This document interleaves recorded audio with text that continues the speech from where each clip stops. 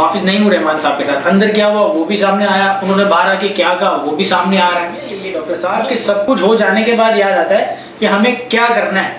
भाई आप ये स्टेप पहले उठा लेते हैं। सजा किसको मिल रही है? किसी को सजा मिली? सजा तो सिर्फ आवाम के लिए है ना। चाह रहा हूँ कि कोई सिस्टम चीफ जस्टिस साहब ये तो कहें कि जो 17 एनओसी उन्होंने ली थी 17 महकमात से, आप उसमें से किसी 10 को तो दे दें। 10 को नहीं दे सकते, 7% ले लें। 7 नहीं 7 अफराद को, उन अफराद में से 7 यार आप एक को भी सजा दे दें, मिसाल कायम कर दें। नस्ल तोड़वा के आपने मिसाल कायम कर दी, आप रिकॉर्ड ले गए, आप मार गए, आप आ गए टॉप पे। एक किसी अफसर को 17 एनओसी में से किसी भी एक को आंख बंद करके उठा के उसमें से एक को सजा दे दे कि इसने गलत एनओसी दी थी, गलत सिग्नेचर दे, इसकी वजह से ये सारा नुकसान हुआ है, आपको मान जाएंगे। हमें कोर्ट का ये रवैया समझ नहीं आया कि अजीब रवैया है कि जिस जज ने जो फैसला दे दिया इन्होंने अपनी अथॉरिटी कायम रखने के लिए उसको मनवाना है। अदालत तो सिर्फ वन साइडेड होकर फैसला दे रही है। आवाम का घर होगा, आवाम का पैसा खर्च होगा, आवाम का बिल्डिंग टूट रही है आवाम के पैसों से। यार आपका क्या जा रहा है? आपको तो उल्टा तोड़वाने के ऊपर क्या कहते हैं मेडल्स मिल रहे हैं, स्टार आपके तो तरक्कियां हो रही है कि आपने ये काम कर दिया।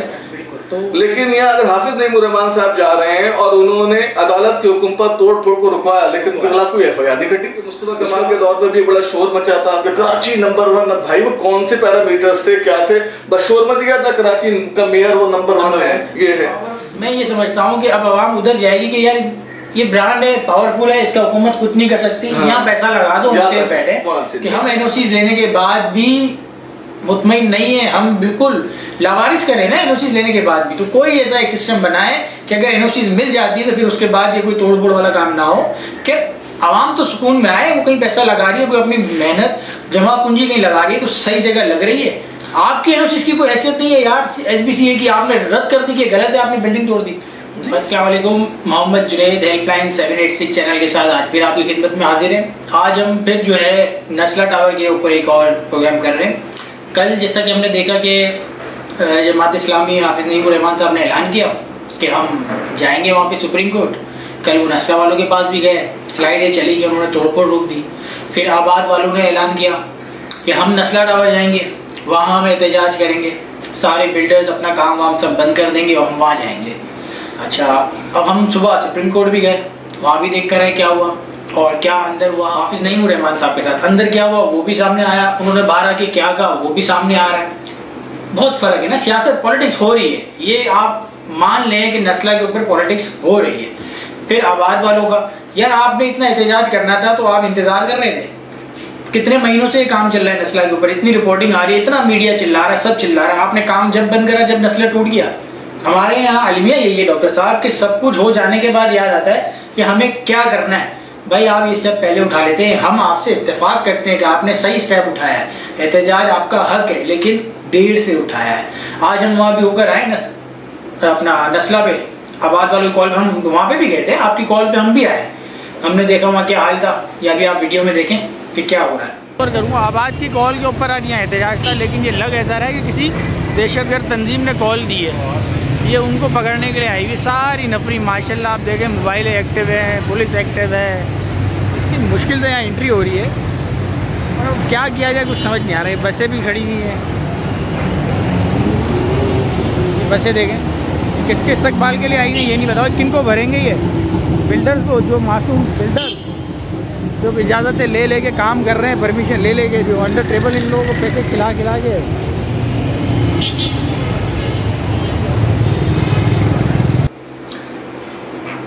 आपने वीडियो देखी, क्या पोजीशन है, कितनी सिक्योरिटी दी हुई है, इतनी मोबाइलें, बसें खड़ी हुई हैं, रेंजर्स खड़ी हुई है। भाई किसके लिए आए हो? आबाद वालों ने कॉल की, किसी दहशतगर्द तंजीम ने कॉल नहीं की है कि हम बम से उड़ा देंगे कि कैसी सिंधाईकोट या कमिश्नर कराची का काम आसान कर देंगे, बम से उड़ा देंगे नस्ला को। ऐसा कुछ नहीं करने गए थे भाई, वो वहाँ पे कॉल करने आए, वो एक एहतजाज अपना रिकॉर्ड करा रहे हैं। आपने लाठीचार्ज भी शुरू कर दिया वहाँ पे भी। समझ नहीं आया डॉक्टर साहब कि ये कहाँ जा रहे हैं। जमात इस्लामी इस पे गेम खेल रही है, कमिश्नर कराची साहब सो रहे हैं, टाइम गेन कर रहे हैं। चीफ जस्टिस साहब आज 14 दिन था कराची में, मेरे ख्याल से वो आज पूरा हो गया, वो चले गए। जो उनको रिजल्ट चाहिए थे वो उन्होंने हासिल कर लिए माशाल्लाह से। अब ये अवाम किस तरफ जाए, क्या हुआ? असल मकसद मेरा आपसे सवाल ये कि नस्ला ठीक है, हो गया जो होना था, उन गरीबों का क्या? सजा किसको मिल रही है? किसी को सजा मिली? सजा तो सिर्फ आवाम के लिए है ना। इसको आप यूं देखें जुनैद भाई कि उसूली तौर पर, यानी कि आज आप दी न्यूज भी पढ़ें तो डिलीवर कराची फोरम ने जो पहले दिन से जो टेक्निकल एक रिपोर्ट दी थी तमाम एविडेंस के साथ, हिस्टोरिकल डेटा के साथ, कि नस्ला के साथ जो भी मामला किया गया कोर्ट के अंदर, जिन लोगों ने भी जो कुछ बताया वो सच पर मबनी नहीं है। आज वो दी न्यूज ने भी तफसीली आर्टिकल जो इसके ऊपर लिखा और उसको जो है वो बातें जो है वो साबित हुई। नस्ला से हमें कोई हमदर्दी यूं नहीं है कि ना ही कोई हमारा उनसे लेना देना है। सिर्फ बात ये थी कि वहां के जो वकील थे उन्होंने एक लीगल जगह पर अपार्टमेंट लिया। अब वहां इशू ये था कि एक कॉर्नर प्लॉट होने की वजह से उन्होंने कुछ एडिशनल लैंड जो है वो सोसाइटी से ली, जिस पर वो अदालत का ये कहना है कि जनाब ये जमीन जो पार्ट थी ये एक सर्विस रोड की जगह थी। ठीक है जी।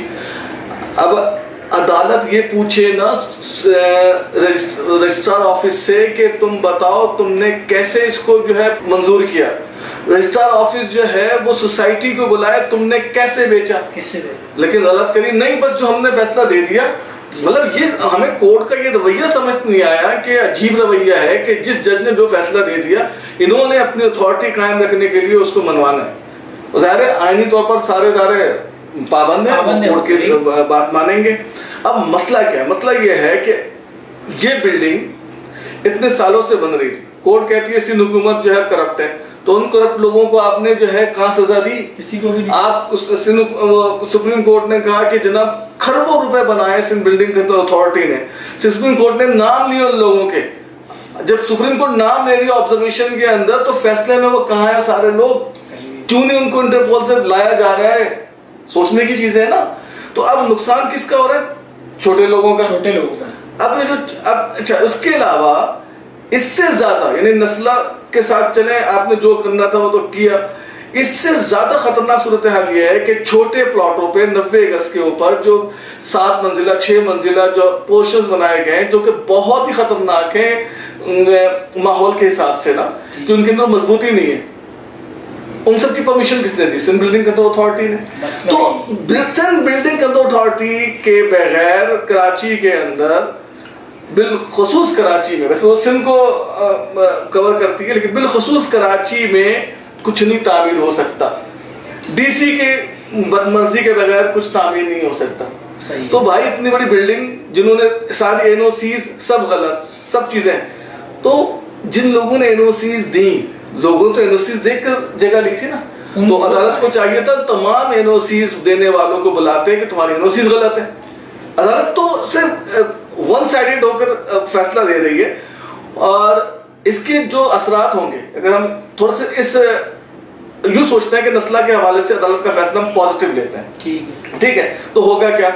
पॉजिटिव ये होगा कि नस्ला, तिजोरी हाइट्स और इस तरह के जितने प्रोजेक्ट्स हैं, उस पर जो सुप्रीम कोर्ट ने ऑर्डर दिए हैं और उस पर इम्प्लीमेंट हो जाता है, तो फिर शहर के अंदर लोग कभी भी रफाई प्लाट्स पर या किसी कब्जे की जमीन पर कोई अपार्टमेंट, कोई घर बुक नहीं कराएंगे। बिल्कुल ठीक है। एक होता है ना कि लोग भी बुक करवा लेते हैं, लोगों को पता होता है, लेकिन तो वो नहीं कराएंगे। सही है। जब वो नहीं करवाएंगे तो शहर के अंदर जो है वो कब्जा माफिया का जोर कम होगा। सही है। कब्जा माफिया का जोर कम होगा तो उसके बाद जो रियल बिल्डर्स हैं वो क्या करेंगे? कराची के मज़ाफात में जाके कंस्ट्रक्शन करेंगे, थोड़ी आबादी भी जो है वो फैलेगी, जो इस बहुत खतरनाक सूरत हाल में आबादी की वर्टिकली बढ़ रही थी। अब जब ये सूरत हाल होगी तो वो बिल्डर जो नाजायज चीजों को जायज करवाने के लिए करोड़ों रुपए सिंध बिल्डिंग कंट्रोल अथॉरिटी को देता है, सिंध हुकूमत के मालिकदारों को देता है, तो वो सिलसिला रुक जाएगा। तो इससे क्या होगा? तो यानी कि सिंध हुकूमत में जो करप्शन और जो लूट मारे कराची के हवाले से, उसके अंदर कमी आएगी। तो ये एक पॉजिटिव जो है वो है। तो अब सिंध हुकूमत भी यही कर रही है कि नस्ला की आड़ में, यानी कि मैं सिंपल सी बात कर रहा हूँ, जो हमने देखा कि जब कोई हुकूमत के स्टेट खड़ा होता है तो फौरन अगर आपके मर्जी के लोग ना हो तो FIR कटती, दहशतगर्दी के मुकदमात लग जाते हैं। बिल्कुल। लेकिन यहाँ अगर हाफिज नईम उर रहमान साहब जा रहे हैं और उन्होंने अदालत के हुक्म पर तोड़ फोड़ को रुकवाया, लेकिन उनके खिलाफ कोई FIR नहीं कटी, उसका मतलब है हुकूमती सरपरस्ती उन्हें हासिल है। और मजे से सुबह उसी कोर्ट में जा रहे हैं जिसका इन्होंने उसी कोर्ट में जा रहे हैं। और कोर्ट पहला सवाल ये नहीं कर रही उनसे, ये कोर्ट के आप कमाल देखें इंसाफ के, कि सबसे पहले आप ये बताओ कि आप वहां ऑर्डर रुकवाने के बजाय पहले आप कोर्ट आ जाते ना, आप कोर्ट क्यों नहीं आए? आपने ताकत का मुजाहरा करके कोर्ट आ रहे हो। सही समझ ना बात को। तो ये हमारे अदालतों का हाल है। ऐसे 126 नंबर पे हमारी अदालतें नहीं आई हैं। इतने हाई रैंक जो उनको मिला है दुनिया में, इतना हाई रैंक 126 नंबर, यानी रिवर्स में है ना ये, वो रैंक का कॉन्सेप्ट खत्म हो गया। पाकिस्तान में किसी भी इदारे की क्वालिटी के जो वो कॉन्सेप्ट है वो रिवर्स में, जैसे जैसे 100 से ऊपर जाएंगे तो आपकी जो एफिशिएंसी है, क्वालिटी है, वो बढ़ती चली जाएगी, बयार आपका बढ़ता चला जाएगा। और जो वेस्टर्न वर्ल्ड में ये है कि जैसे जैसे आप नीचे कम नंबर पे आएंगे, लेस नंबर में आएंगे, तो आपकी क्वालिटी बढ़ती जाएगी। तो वो उनका मेयार है, हमारा मेयार है। वो भले कुछ भी कहते थे, हमारे इदारे जबरदस्त हैं। जैसे याद होगा आपको कि मुस्तफा कमाल के दौर में भी बड़ा शोर मचा था कि कराची नंबर 1। भाई वो कौन से पैरामीटर्स थे, क्या थे, बस शोर मच गया था कराची का मेयर वो नंबर 1 है, ये है। तो जुनैद भाई मामला ये है कि अभी क्या होगा कि छोटे बिल्डर्स जो हैं वो तो मर गए, ठीक है, बहुत बुरी तरह उनके हालात खराब होंगे। और जो बड़ा कब्जा ग्रुप है बहरिया टाउन, जिसके ऊपर खुद अदालत ने 460 अरब रुपए चार्ज किया था, वो पता नहीं कहाँ है। अब ये होगा कि जो लोग हैं जिनको घर लेना है, कुछ करना है, तो वो कहाँ जाएंगे? बहरिया टाउन में जाएंगे। वो उनको सेफ जगह लग रही है, सेफ जगह। और बहरिया टाउन फैलते चला जा रहा है। कि पावर, मैं ये समझता हूँ कि अब आवाम उधर जाएगी कि यार ये ब्रांड है, पावरफुल है, इसका हुकूमत कुछ नहीं कर सकती। हाँ। यहाँ पैसा लगा दो, हमसे बैठे। ये पैसा अरबों रुपया उसने तो जुर्माने के तौर पर भरा ना, 460 भरा ही नहीं है ना, वो क्या रिकॉर्ड लेकर है, भरा भी नहीं है। चलो मैं कह रहा हूं एक कहानी की देखें, यहाँ पे होता यही है कि अपने आप को सही साबित करने के लिए अपने दुश्मन खुद पैदा करके सामने पेश किए जाते हैं। जो उनके ऊपर एक अटैक होता है बहरिया टाउन पे कौम प्रस्तों की तरफ से, तो वो सारे जो 460 अरब की कहानी थी ना, उसके किस्से को छुपाने के लिए वो सारा कुछ करवाया गया था।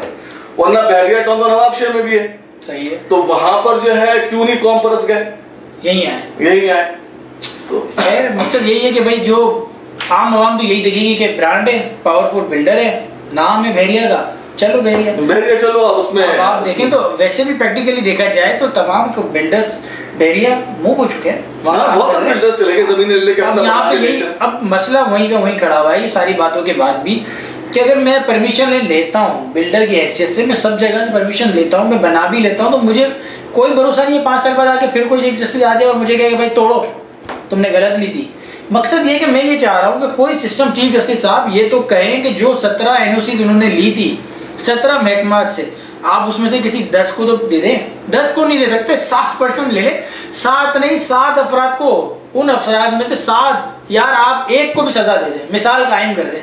नस्ल तोड़वा के आपने मिसाल कायम कर दी, आप रिकॉर्ड ले गए, आप मार गए, आप आ गए टॉप पे। एक किसी अफसर को 17 NOC में से किसी भी एक को आंख बंद करके उठा के उसमें से एक को सजा दे दे कि इसने गलत NOC दी थी, गलत सिग्नेचर दे, इसकी वजह से सारा नुकसान हुआ है, आपको मान जाएंगे। सबसे पहले बात है ना कि वो सजा देनी है, सबसे पहले सिंध बिल्डिंग कंट्रोल अथॉरिटी के उस अफसर को सबसे पहले सजा दे जिसने इसको अप्रूव किया।